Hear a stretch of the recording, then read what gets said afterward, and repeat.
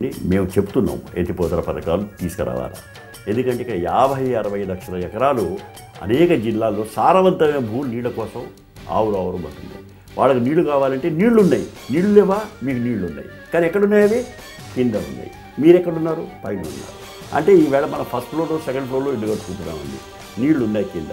మన నీళ్లు ఉన్నాయి కదా, అవి కిందనే ఉన్నాయి. వాళ్ళు గ్రౌండ్ ఫ్లోర్ వాడికే ఇచ్చేస్తే ఎట్లా? మనం కూడా తీసుకోండి. మనం ఏం చేస్తున్నాం? పంపులు పెడుతున్నాం, మోటార్ పెడుతున్నాం. 100 అంతస్తులైనా సరే, 1000 అంతస్తులైనా సరే ఈవేళ నీళ్లు సరే అప్పుడు మనం తాగడానికి వాడుతున్నాము.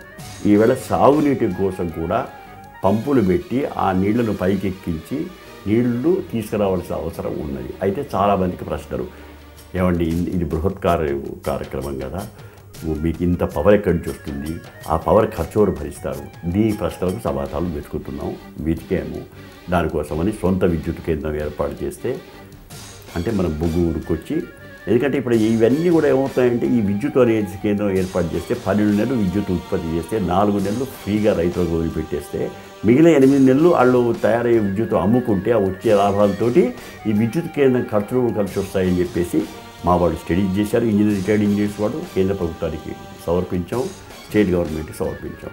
అది ఓకే అయిపోతే మాకు సమస్య తీరిపోతుంది. అంటే ఈవేళ యంత్రాంగం ఉంది, ఎన్ని వేల అడుగులకైనా ఎత్తేటువంటి ఉంది. మనకు సెంట్రల్ అరిజోనా అమెరికాలో 2919 అడుగుల మీద ఇరిగేషన్ చేస్తున్నారు వాళ్ళు. అయితే అది చాలా సాంకేతికంగా అభివృద్ధి చెందిన దేశం. మరి మనం చేయగలమా అంటే ఇప్పుడు దానికోసం అనేక ప్రయత్నాలు జరుగుతున్నాయి. అంటే రోజు రోజుకి కృషి చేస్తున్నాము. నాలాంటి వాళ్ళ స్ఫూర్తితో అనుకోండి, లేకపోతే నేను కూడా వాళ్ళలో ఒకరిని అనుకోండి, అనేక మంది ఇంజనీర్లు ముందుకు వచ్చారు. వచ్చి సొంతంగా వాళ్ళు ఎవ్వరు కూడా మాకు ఒక డబ్బు కానీ ఇవ్వరు. మా అంతటా మేమే ఏంటంటే ఈ తెలంగాణ ప్రజలకు మేము ఇక్కడ చదువుకున్నాం, రుణపడి ఉన్నాం, చాలా చీప్గా ఆల్మోస్ట్ ఫ్రీగా ఎడ్యుకేషన్ వచ్చింది. ఈ శేష జీవితాన్ని ఈ రకంగా గడపడం వల్ల కనీసం ప్రజలకు ఉపయోగపడే మార్గం ఒకటి ఆలోచించి చేస్తే బాగుంటుంది అన్న ఆలోచనలో నేను పరిగట్టుకొని నేను ఈవేళ దాదాపు నేను చేస్తున్నాను గది 10-12 సంవత్సరాల నుంచి ఇదే చేస్తున్నాను. నీళ్లు నిజాలు అనే కార్యక్రమంతో ఇటు మీడియా ద్వారా సరే నాకు స్పేర్ టైంలో ఇంకా నేను ఇతర రంగాల ద్వారా కూడా నా యొక్క దీనికి బట్టి ఇది చేస్తున్నానండి. రైతు దేశానికి వెన్నెముక అంటారు, కానీ తరతరాలుగా రైతు పరిస్థితి అలాగే ఉంది. దీని మీద మీ అభిప్రాయం ఏంటంటారు?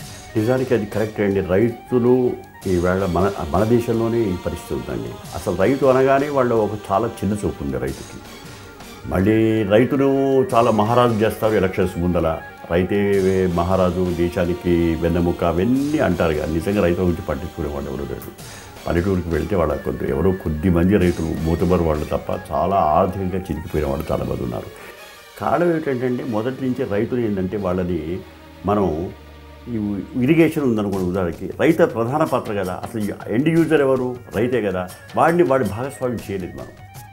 అంటే వీడు చెప్పిన డైరెక్షన్స్ ప్రకారంగా వాడు విడవలసింది. వాడికి నీళ్లు ఎప్పుడు కావాలి, తర్వాత వాడికి ఏమైనా పంటల్లో ఎట్లా చేయాలి, వాడి అవసరానికి తగ్గట్టుగా నీకేం తెలుస్తుంది ఈ వీటి నువ్వేం మాట్లాడగాని. ఇప్పుడు కొంచెం చేంజ్ అయిపోయింది అంటే ఎందుకు ఎప్పుడైంది, విదేశాల వాళ్ళు ఏంటంటే water users associations, farmers participation, మీరు వాళ్ళు ఉంటే తప్ప మేము మీకు సహాయం చేయము, నిధులు ఇవ్వము అని చెప్పి కండిషన్ పెడితే ఇవాళ వరల్డ్ బ్యాంక్ కానీ, యుఎస్ఐడి కానీ, అమెరికా వాళ్ళు కానీ కండిషన్ పెట్టారు. ఎప్పటిదాకా అయితే రైతుల్ని మీరు ప్రధాన ప్రక్రియలో వాడి భాగస్వామ్యం చెయ్యరో అప్పటిదాకా మీరు మీ ఇష్టం వచ్చినట్టుగా మీరు డ్యాములు కట్టుకొని మీ ఇష్టం వచ్చినట్టుగా కెనాల్ చేసి మీ ఇష్టం వచ్చిగా నీటి విడుదల చేసి వాడు తీసుకుంటాడు, పంట పడుతుందా లేదా, వాడి బాధ ఏమిటి మీరు చూడరని చెప్పేసి చెప్పాక ఇప్పుడు వాడికి కొంచెం భాగస్వామ్యం కల్పించారు. కానీ ఇప్పటికి కూడా అది కూడా దానికి ఒరిజినల్ ఉద్దేశాలు బాగున్నాయి, కానీ అవి కూడా మన రాజకీయాలు అయిపోయినాయి. వాటర్ యూజర్స్ అసోసియేషన్ పెడతారు, తర్వాత అక్కడ అంతా మళ్ళీ మీకు రాజకీయాల కమిటీలు, సబ్ కమిటీలు, ఎలక్షన్స్ ఉన్నాయి.